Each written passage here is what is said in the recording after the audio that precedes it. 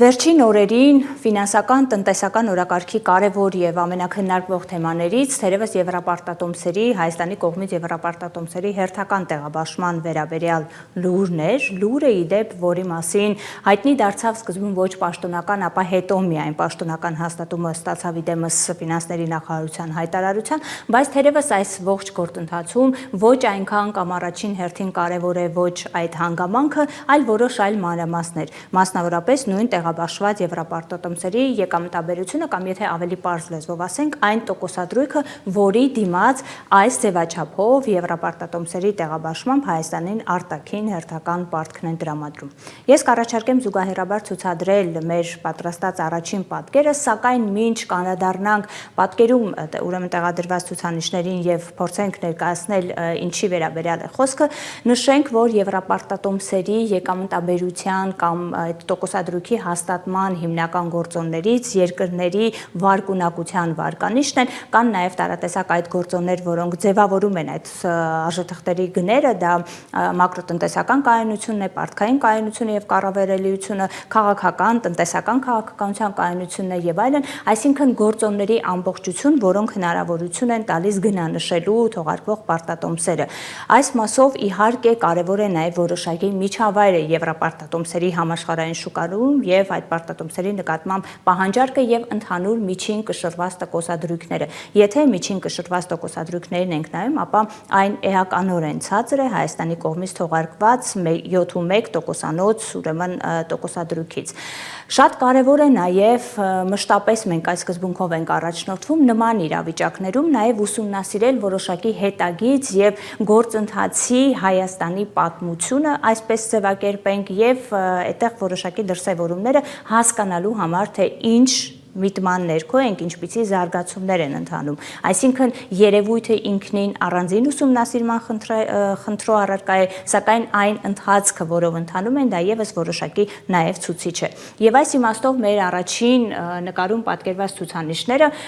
Հայաստանի կողմից երբևէ թողարկված եւ տեղաբաշխված 5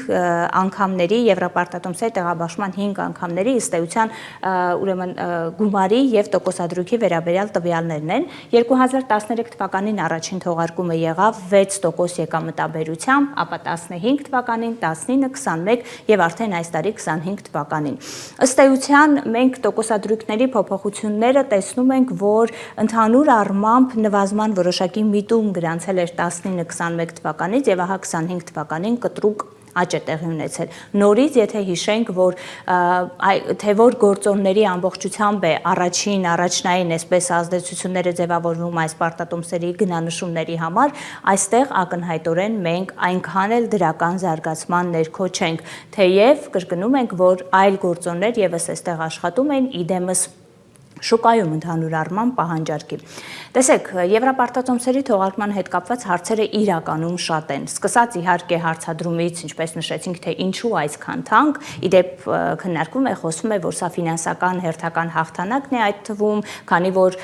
թողարկված պարտատոմսերի 750 միլիոն դոլարից շատ ավելի մեծ ուրեմն գերազանցվող ցուցանիշի նկատմամբ կար պահանջարկ, բայց տոկոսադրույքի բարձր լինելու հանգամանքը ինքնին գոնե առաջին հայացքից տալիս է պատկերը եւ հասկանալի է դարձնում, թե ինչու կարող է լինել հայկական պարտատոմսերի նկատմամբ նման պահանջարկ։ Այսինքն մենք այսօր գործ ունենք բավական թանկ փողերի ներգրավման գործընթացի հետ, ինչը դեպի պետություն, դեպի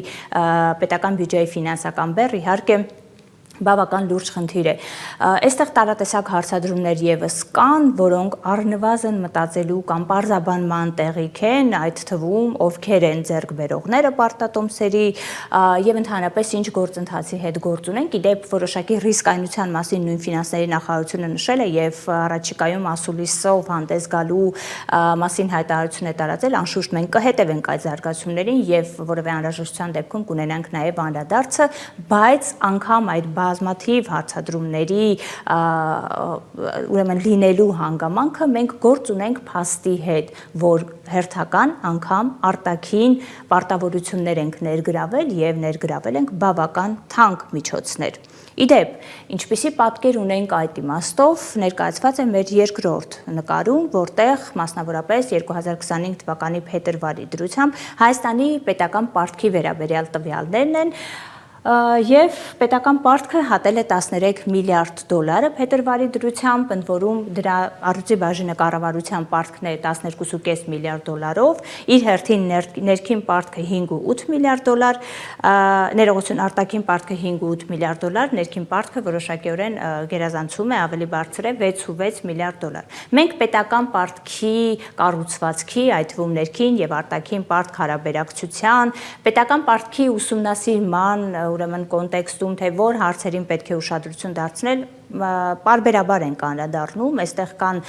որոշակի սկզբունքային հարցեր, որոնք կարևոր են իհարկե, բայց այս խնդրի համատեքստում, Եվրապարտատոմսերի թողարկման համատեքստում, թերևս թողնենք բոլոր այդ առանձնահատկությունները, մենք վստահաբար առիթ ունենալու ենք ելի կանդրադառնանք, բայց փաստը, որ արդեն մեր պետական պարտքը, հետևաբար նաև բյուջեի վրա պարտքի սպասարկման բեռը էականորեն ավելացել է, դա փաստ է։ Փաստ է նաև, որ Եվրապարտատոմսերի տեղաբաշխմամբ եւ դրանով ներգրավող արտաքին փոխառությունները, արտաքին պարտքերը եւս ավելացնելու են պետական պարտքի բեռը,